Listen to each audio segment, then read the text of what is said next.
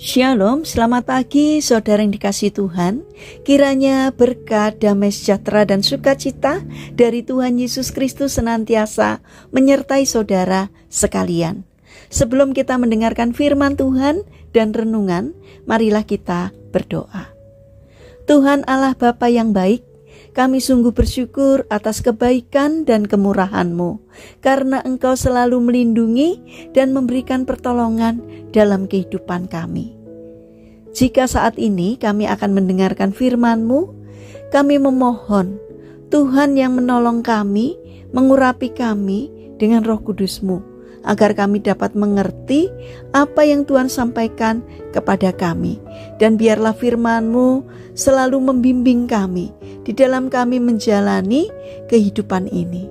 Terima kasih Tuhan, di dalam nama Tuhan Yesus Kristus kami berdoa dan mengucap syukur.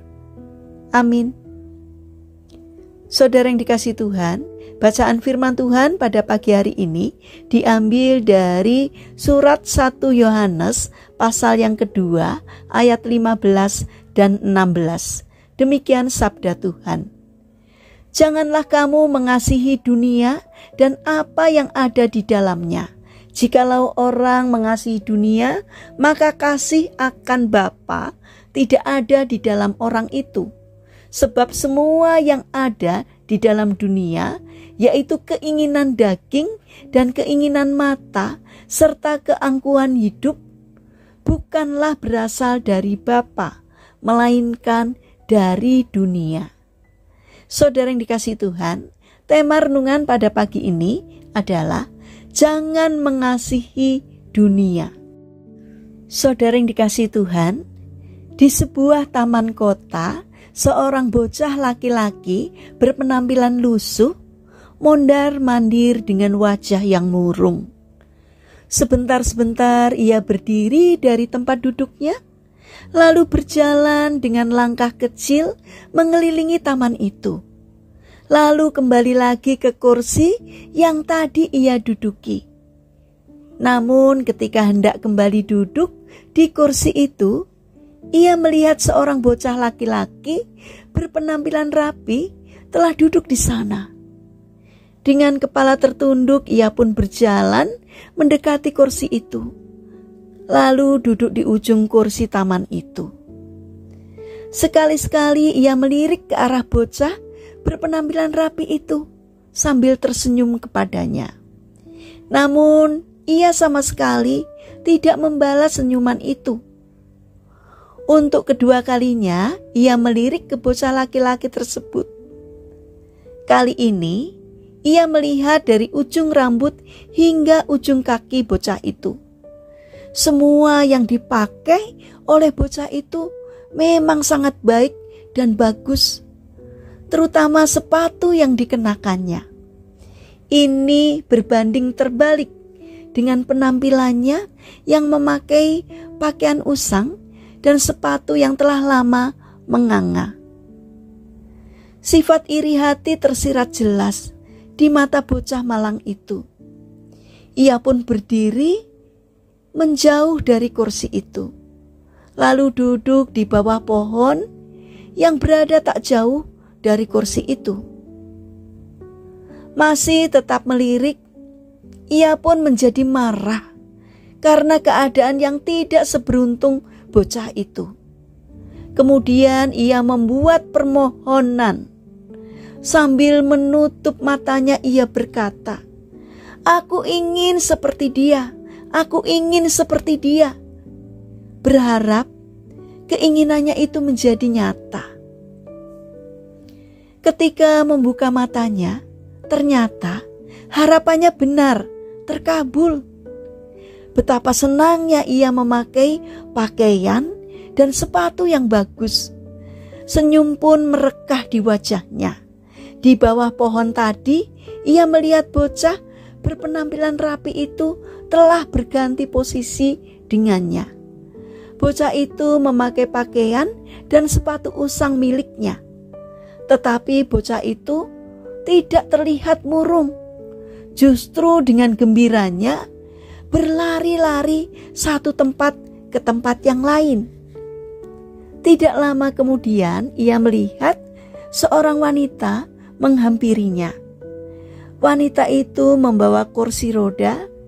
Pikirnya, untuk apa kursi roda itu? Ternyata kursi roda itu miliknya. Jadi bocah berpenampilan rapi yang dilihatnya duduk diam di kursi di taman itu ternyata adalah seorang anak yang lumpuh. Kebahagiaannya ketika melihat dirinya mengenakan pakaian dan sepatu yang bagus seketika berganti menjadi kesedihan yang mendalam.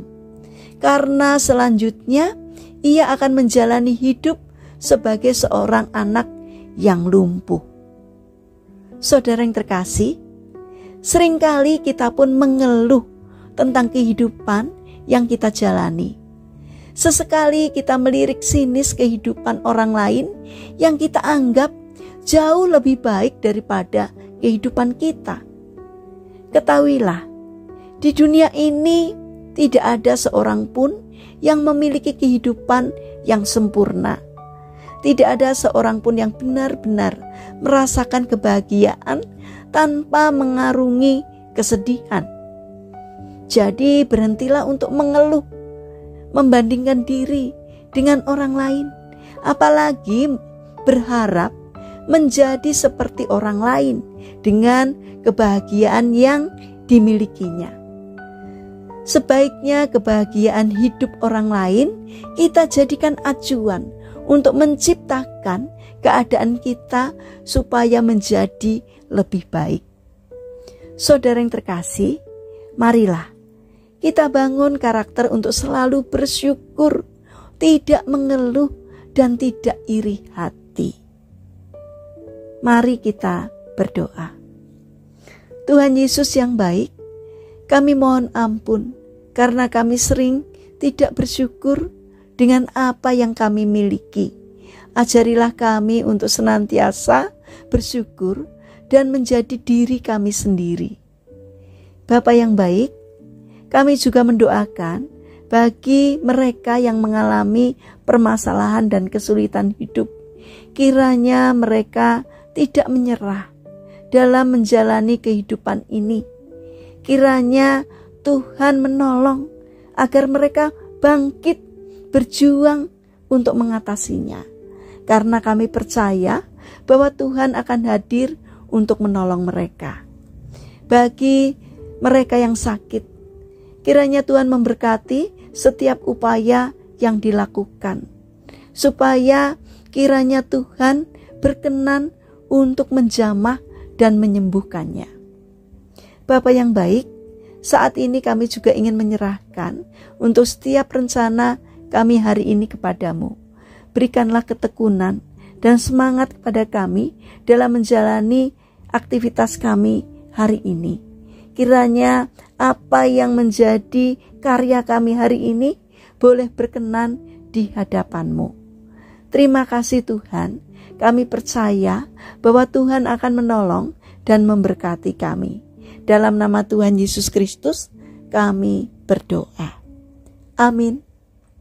Puji Tuhan, saudara yang terkasih, kiranya firman Tuhan dan renungan hari ini dapat menjadi berkat bagi kita semua. Haleluya.